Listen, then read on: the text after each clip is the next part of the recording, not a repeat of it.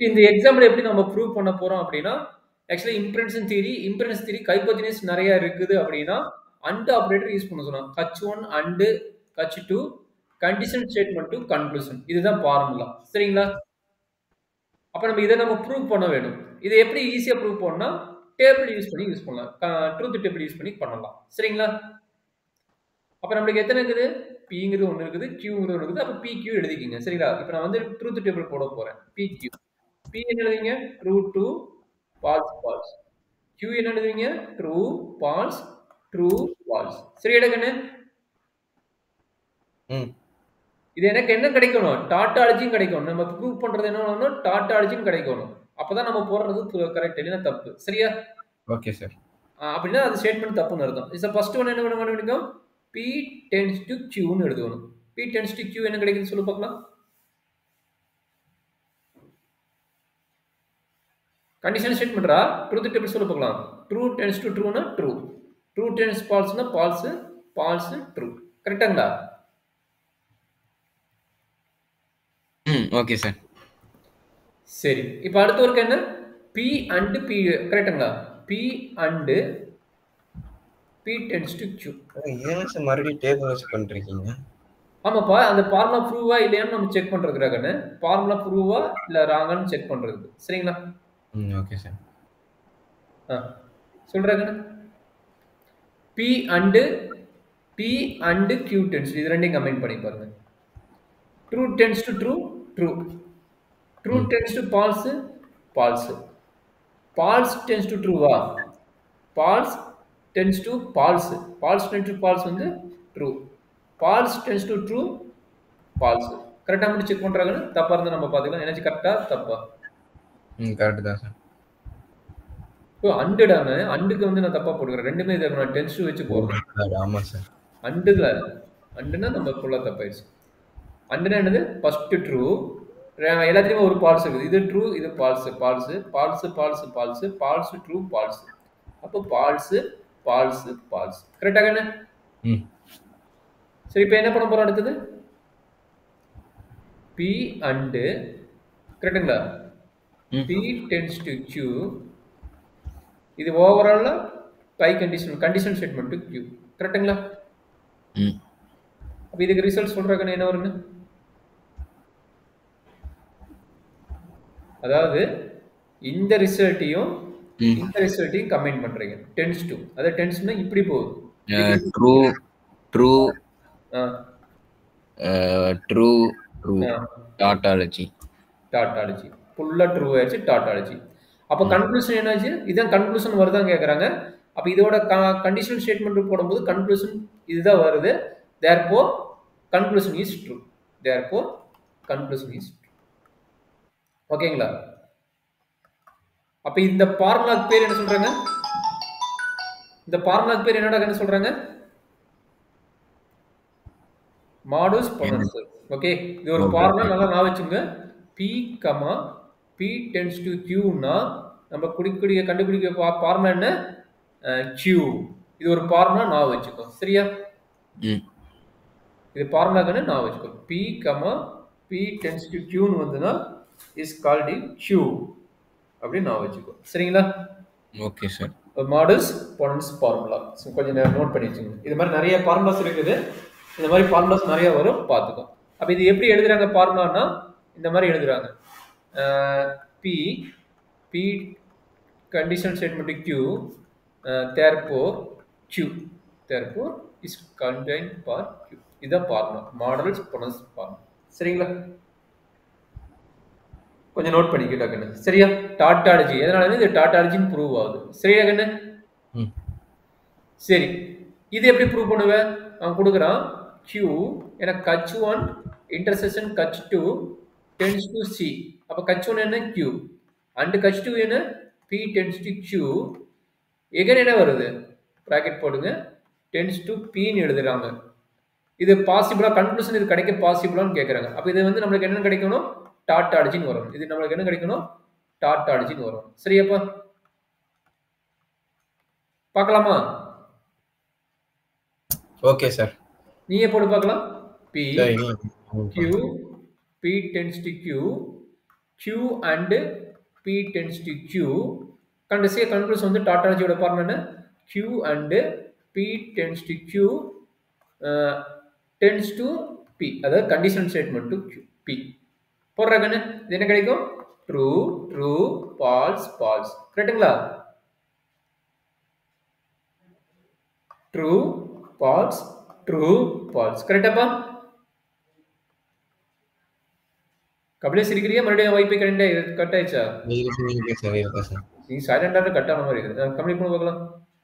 Complete பண்ணி tautology வருதா இல்லையா பாரு. ஏன்னா ஃபார்முலா தப்புன்னு அர்த்தம். ஃபார்முலா வருதா வரல அப்படின்னு அர்த்தம். வந்துச்சுன்னா is a conclusion correct, is also ஃபார்முலான்னு எழுதிக்கலாம். சரிங்களா? அப்ப என்ன கிடைக்குது? இது ட்ரூ, ஃபால்ஸ், ட்ரூ, ட்ரூ. அப்ப இது ரெண்டுக்கும் அண்ட் ஆபரேட்டர் போறாங்க. இதுவும் அண்ட் ஆபரேட்டர். ட்ரூ ட்ரூனா ட்ரூ, ஃபால்ஸ் ஃபால்ஸ்னா ஃபால்ஸ் தான். எகைன் என்ன கிடைக்குது? ட்ரூ ட்ரூன்னு வருது பாருங்க. இது ரெண்டு என்ன கிடைக்குது? ட்ரூ ட்ரூன்னு வருது. கரெக்டாப்பா? அப்போ ட்ரூ, ட்ரூ ஃபால்ஸ் வந்து ஃபால்ஸ் தான். சரியா கண்ணு? Okay sir. அப்ப இதையும் கம்பைன் பண்ணுங்க. இதையும் கண்டிஷனல் ஸ்டேட்மெண்ட். இதுக்கு அண்ட் ஆபரேட்டர், இதுக்கு கண்டிஷனல் ஸ்டேட்மெண்ட், இதுக்கு கண்டிஷனல் ஸ்டேட்மெண்ட். சொல்லுங்க. True true true true false true. அப்ப இது டாட்டாலஜியா? இல்ல. அப்ப கன்க்ளூஷன் ராங்.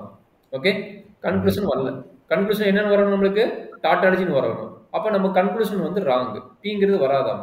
பிங்கிறது வராது. therefore our conclusion is it is not a tautology. It is not a tautology.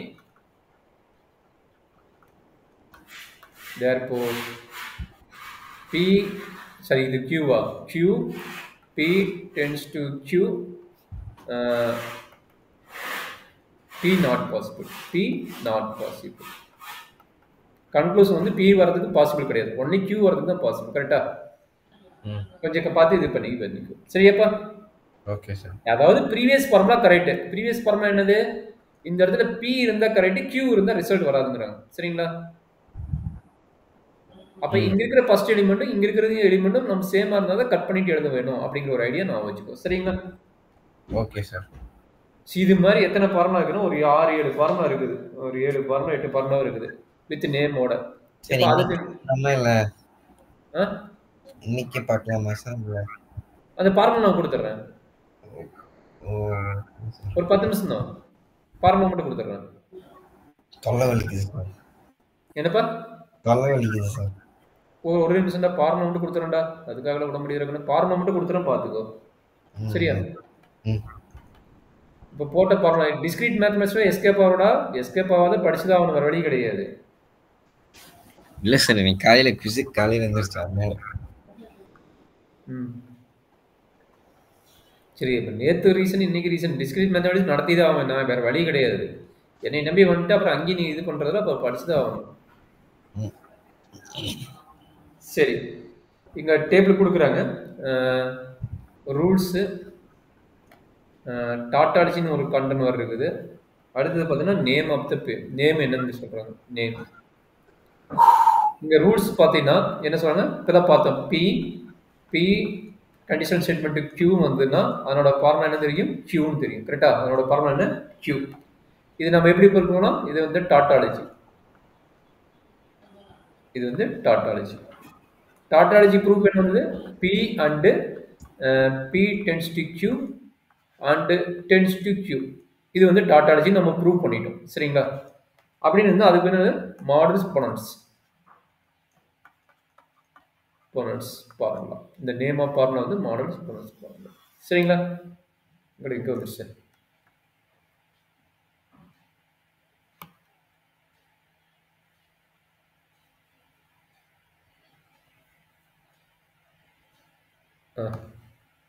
Sir first formula இது வந்து செகண்ட் ஃபார்முலா. செகண்ட் ஃபார்முலா என்ன சொல்லிக்கிறாங்க பாத்தீங்க. Negation Q P tends to Q is negation P. Therefore இது ஒரு formula. இது tautology இதனோட relation தான். Negation Q and P conditional to Q is a statement moving to என்ன கிடைக்குது? Negation P. இதனோட ஃபார்முலா என்னன்னா மாடல் டானல்ஸ்.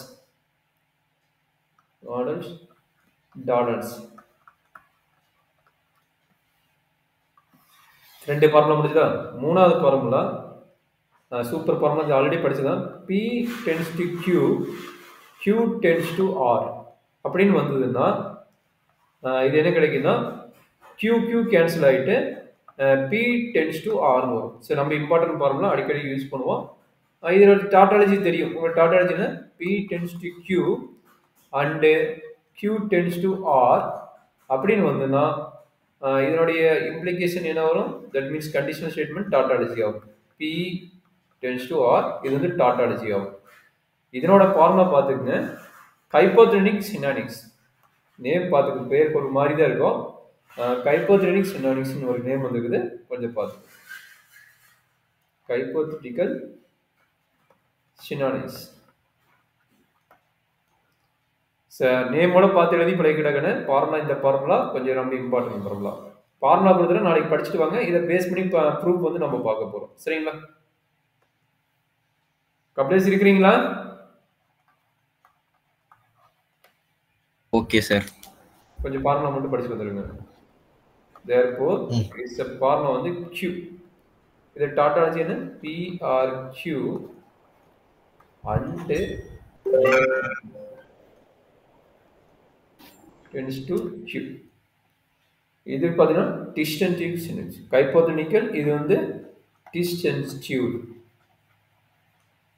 சினானிக். சைனானிக்கா சினானிக்கா கொஞ்சம் பார்த்துங்க.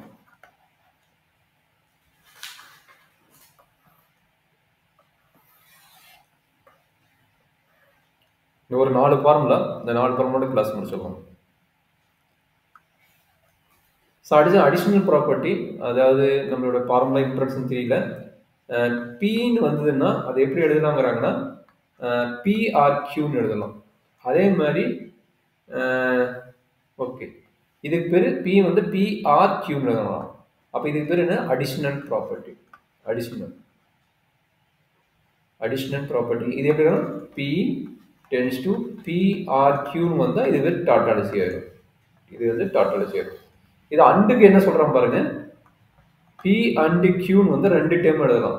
P அண்டு Qன்னு வந்ததுன்னா எய்தர் P எழுதலாம் ஆர் Q எழுதலாம். சரிங்களா?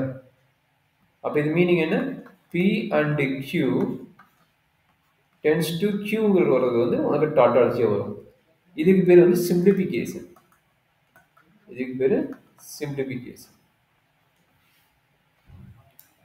அடுத்தது Pங்கிற ஒரு ஸ்டேட்மெண்ட், Qங்கிற ஒரு ஸ்டேட்மெண்ட், 2 ஸ்டேட்மெண்ட் வந்தாலும் நம்ம என்ன எழுதலாம்? P அண்டு Qன்னு எழுதலாம். ஸோ இதுக்கு மேலே என்னன்னா கன்செக்ஷன். இந்த நேமுக்கு வந்து கன்செக்ஷன். இந்த மாதிரி ஸ்டேட்மெண்ட்டை நம்ம இன்ட்ரோடியூஸ் பண்ணி எழுதிக்கலாங்கிறாங்க. ஸோ அடுத்தது பார்த்தீங்கன்னா நம்ம இம்பார்ட்டன்ட் பாயிண்ட்ஸு அது ரீசொல்யூஷனோட பார்க்கலாம். PRQ நெகேஷன் PR அப்படின்னு எழுதுனா கீழே வந்து வரக்கூடிய ஃபார்முலா என்ன வருதுன்னா therefore QRRன்னு வரும். QRRன்னு வரும். அந்த ஃபார்முலாக்கு பேர் வந்து ரீசொல்யூஷன். ஸோ இந்த ஃபார்முலா கொஞ்சம் நேமோட பார்த்து படிச்சிருக்கோங்க. இது டாட்டாலஜி, ஒவ்வொன்றுமே டாட்டாலஜின்னு ப்ரூவ் ஆகும். நம்ம எப்படி ஃபர்ஸ்ட் ஃபார்முலா ப்ரூவ் பண்ணி காட்டணும், அதை மாதிரி ஒவ்வொன்றுமே டாட்டாலஜின்னு ப்ரூவ் ஆகும். இது டாட்டாலஜி எப்படி ப்ரூவ் ஆகும்? ஹைப்போதெனியஸ் 1 அண்டு ஹைப்போதெனியஸ் 2 டென்ஸ் டு கன்க்ளூஷன். இதான் வந்து நம்மளுடைய டாட்டாலஜி ஆகும்.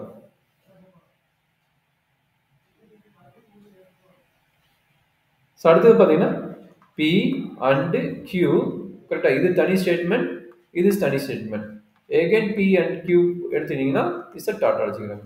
Tense to P and Q எடுத்தீங்கன்னா இட்ஸ் அ டாட்டாலஜிங்கிறாங்க. ஸோ இதுதான் நம்மளுடைய டாட்டாலஜிக்கு உண்டான ப்ரூஃப் அண்ட் இது ஃபார்முலா. இந்த ஃபார்முலாவோட கொஞ்சம் பார்த்துட்டு வாங்கன்னா அப்போ தான் ஈஸியாக இருக்கும், ஏன்னா கொஞ்சம் டிஃபிகல்ட்டாக இருக்கும். இந்த ஃபார்முலா நீ படிச்சு தான் வந்தாலும் வேறு வழி கிடையாது. சரிங்களா? ஸோ அதை இங்கே கொடுத்துக்கிறாங்க. சரிங்களா? இந்த 7 ஃபார்முலா இங்கே கொடுத்து தான் மேலே எழுதிக்கிறேன். இதை இம்ப்ரெஷன் தியரிக்கு யூஸ் பண்ணுற ஃபார்முலா. இந்த 7 ஃபார்முலா ஆல்ரெடி நான் வந்து 23 ஃபார்முலா கொடுத்துருந்தேன். இது வந்து இம்ப்ரெஷன் தியரிக்கான உண்டான ஃபார்முலா. ஒவ்வொன்றும் ஹைப்போதெனியஸ் பேஸ் பண்ணி நம்மளுக்கு வரும். சரிங்களா? இந்த கம்மா போட்டு எழுதிக்கிறேன் பார்த்தீங்களா? இந்த கம்மா போட்டு எழுதுன ஃபார்முலா ஒவ்வொன்றும் செப்பரேட்டாக வரும். கொஞ்சம் கேர்ஃபுல்லாக பார்த்துட்டு பண்ணிக்கோங்க. சரிங்களா? இந்த 7 ஃபார்முலா படிச்சுட்டு வாங்க. இந்த ஃபார்முலா ஆல்ரெடி கொஞ்சம் பார்த்துக்குங்க. இந்த ஃபார்முலா பாருங்க, P and Qனா P இருக்கும், P and Qனாலும் Q இருக்கும். பட் P போட்டா PRQ எழுதலாம், Q போட்டாலும் PRQ எழுதலாம். சரிங்களா?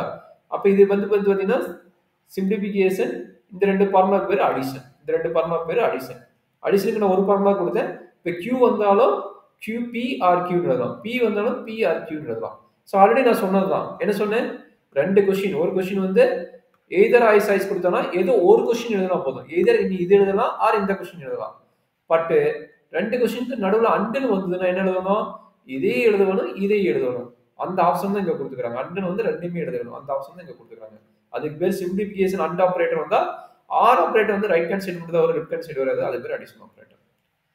இவ்வளவுதான் ஃபார்முலா இம்பெடன்ஸ் தியரிக்கு. இந்த ஃபார்முலா கொஞ்சம் தரவு பண்ணிட்டு வாங்க. அப்பதான் நம்ம அடுத்து போறது வந்து கொஞ்சம் ஈஸியா இருக்கும். ஓகேவா கபிலேஷ்?